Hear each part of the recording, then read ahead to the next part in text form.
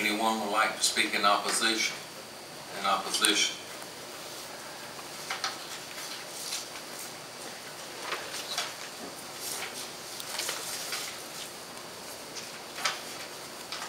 I'm Howard Brock, 1015 Cherokee Street.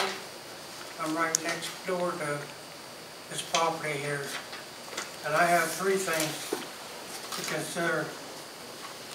First of all, I don't have any objections to the apartments being there, but I do have some considerable things that's been creeping up occasionally.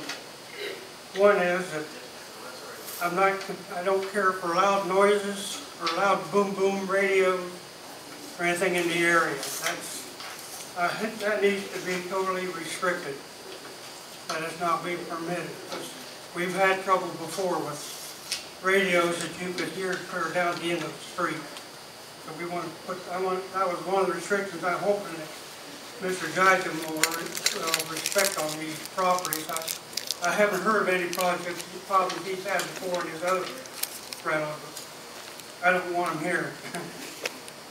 And also we've had trouble with residents being drunk and destroying properties, particularly knocking telephone poles or mailboxes over.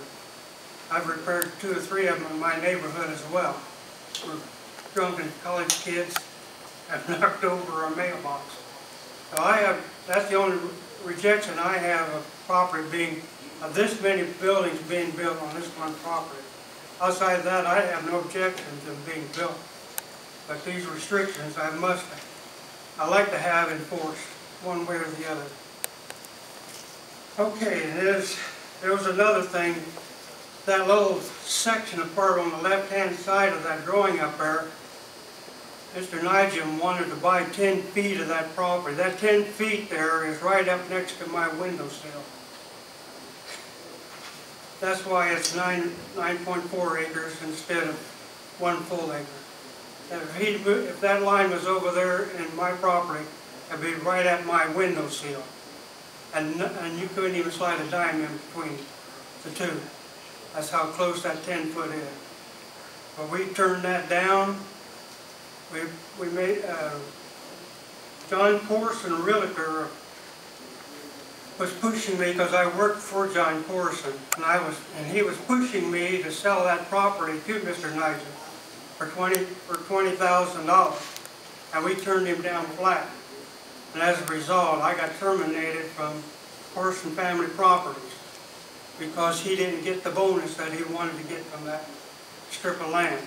And that's almost 3/4 of an acre by 10 foot.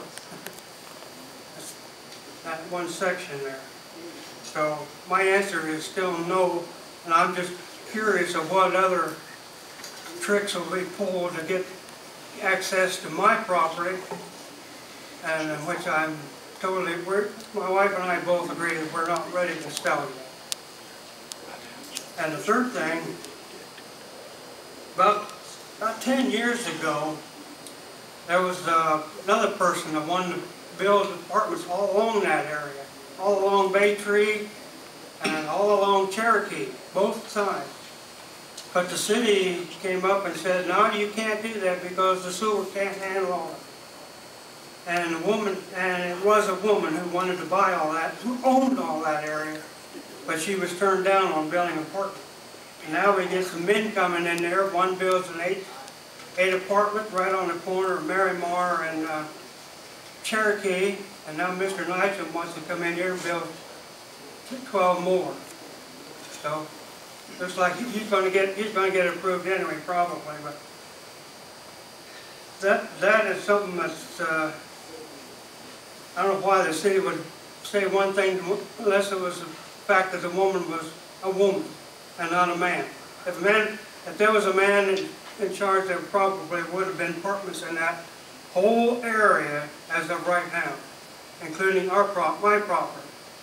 In fact, as of right now, there's 3 houses on Cherokee that are residential, and one of them is already a commercial property. And then on the end of Bay Tree,